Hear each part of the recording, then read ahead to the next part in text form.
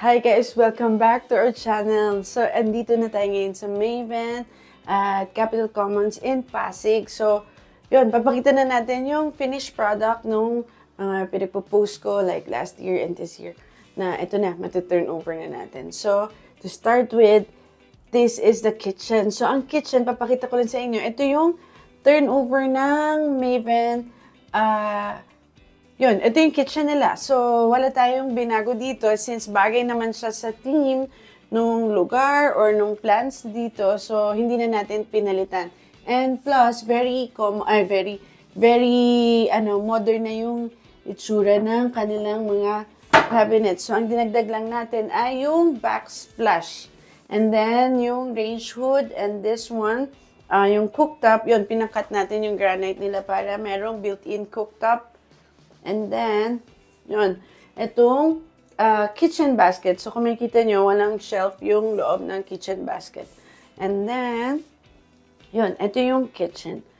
And, yun, to fill in the gaps, itong area, kasi gusto ni client na magkaroon ng shoe rack. So, instead of us doing the typical shoe rack, ginawa ko is dinagdagan ko siya ng paakyat na cabinet din. So, pwede ka mag-display shelves dito or maybe another storage na gusto mo ilagay. And then, yun, typical is, yun, yung susi mo, yung mga hawak-hawak mo pagdating mo ng bahay mo. So, pwede itong patungan. And then, yun, itong shoe rack natin.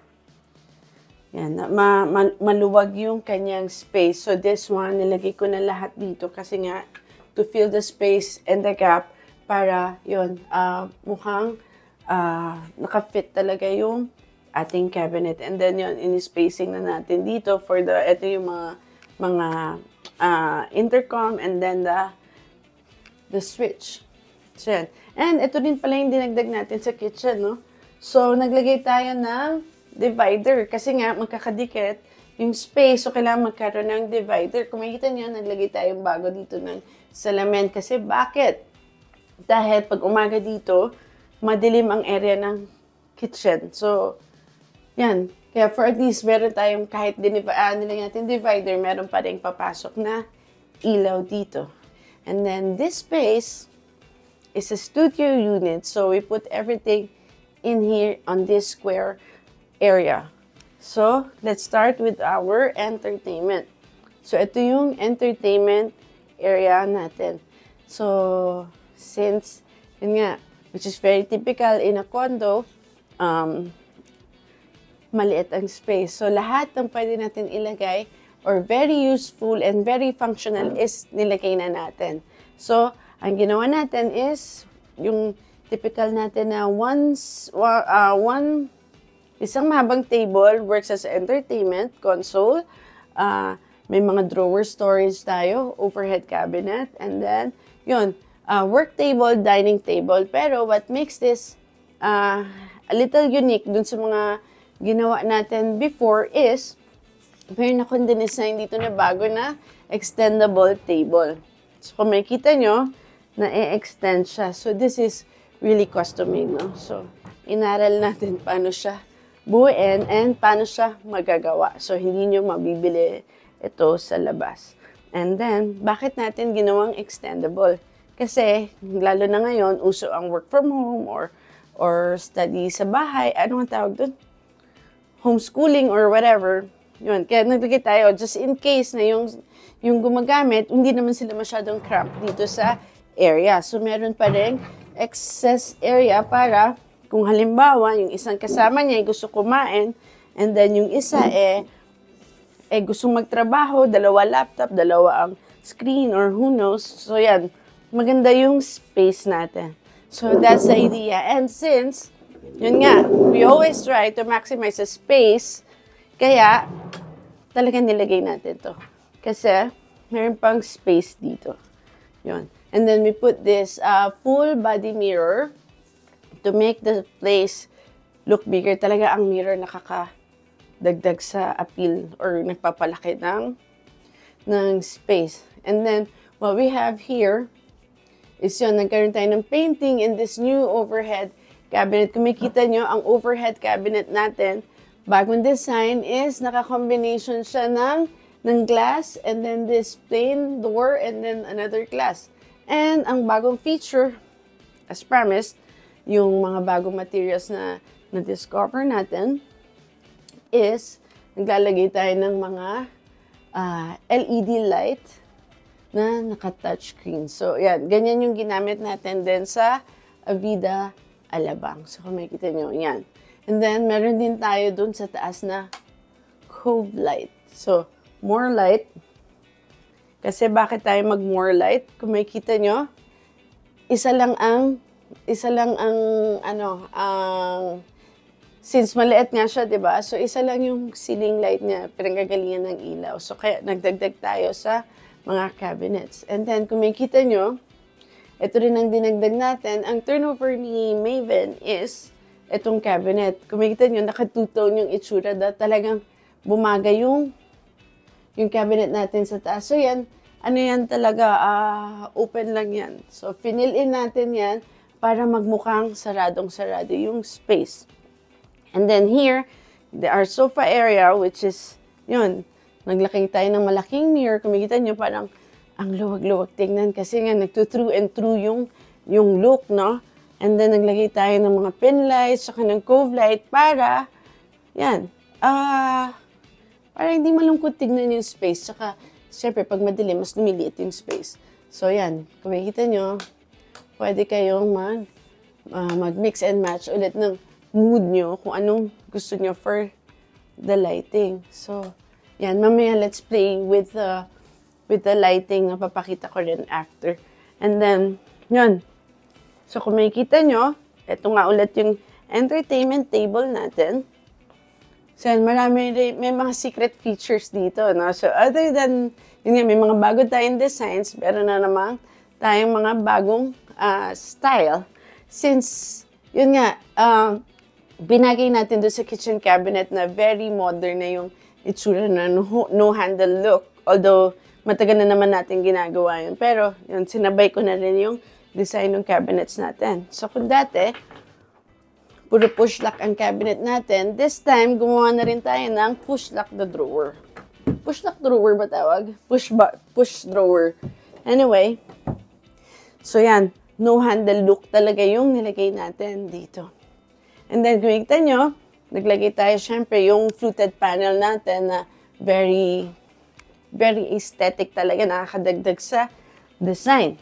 Pero kung makikita nyo, itong fluted panel natin ay merong secret storage. So, meron kaming utility cabinet dito.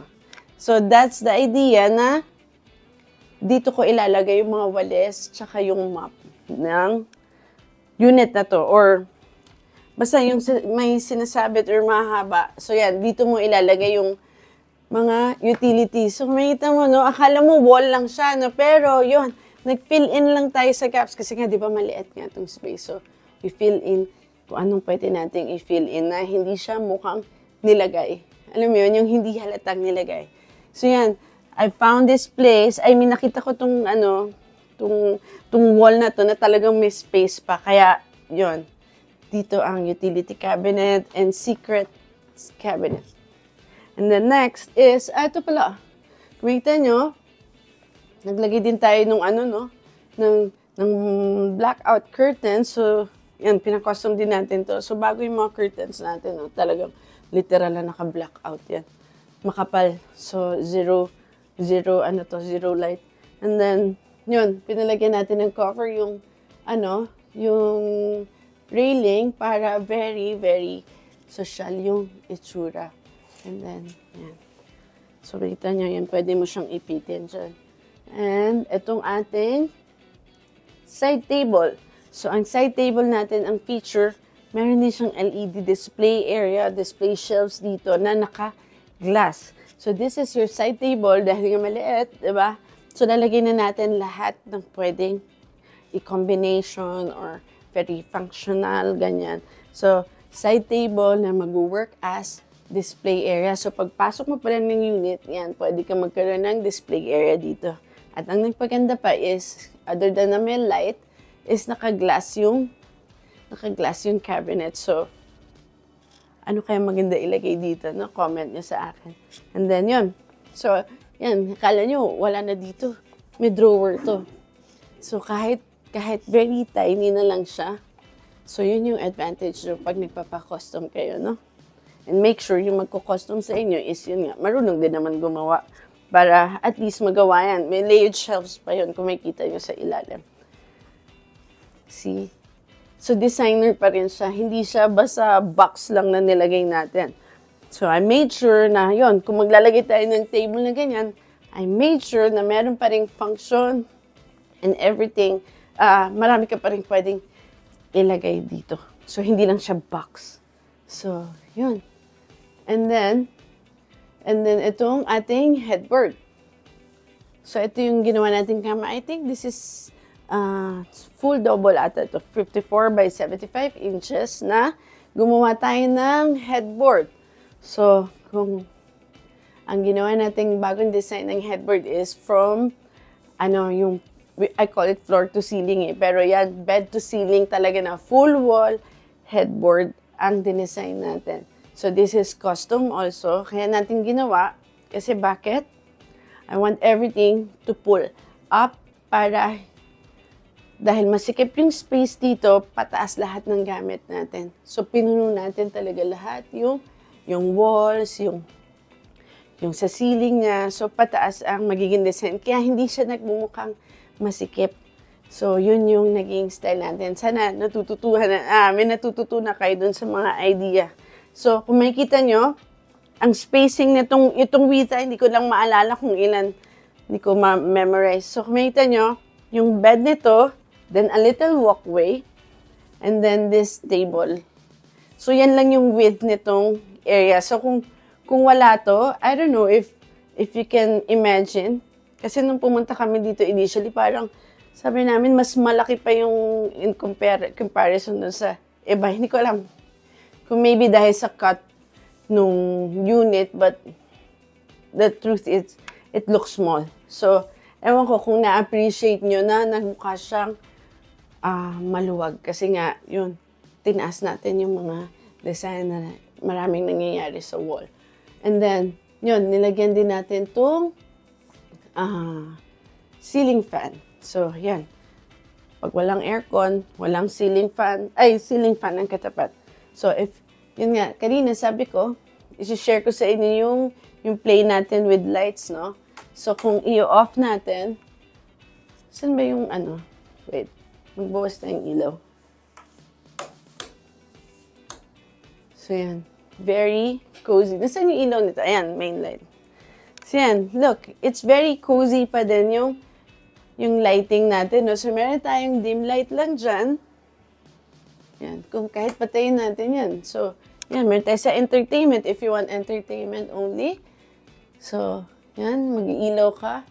Or dun sa pwede rin, diba? Nakikita pa ba ako? Ay, may ilaw pala tayo. So, we can turn off everything and have this smooth light. So, depende sa mood, no? So, kaya tayo naglalagay ng ilaw.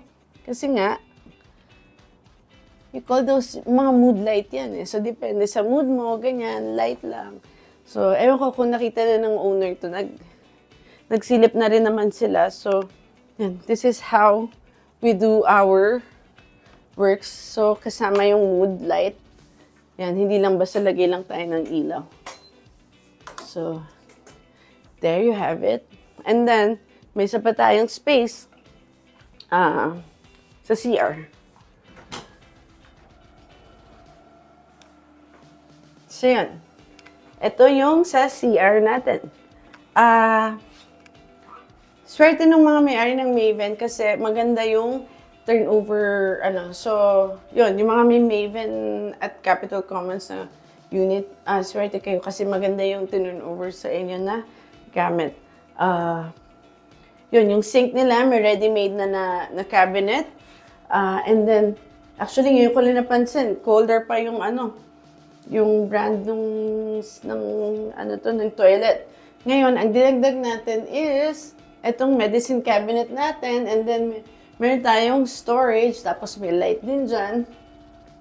And then this display area, kung ito nyo naka-L, no? So medyo bago itong design na to na Gusto ko kasi maraming mailagay. Yan. Tapos ito, medicine cabinet to. Kung makakita kayo dun sa isang project namin na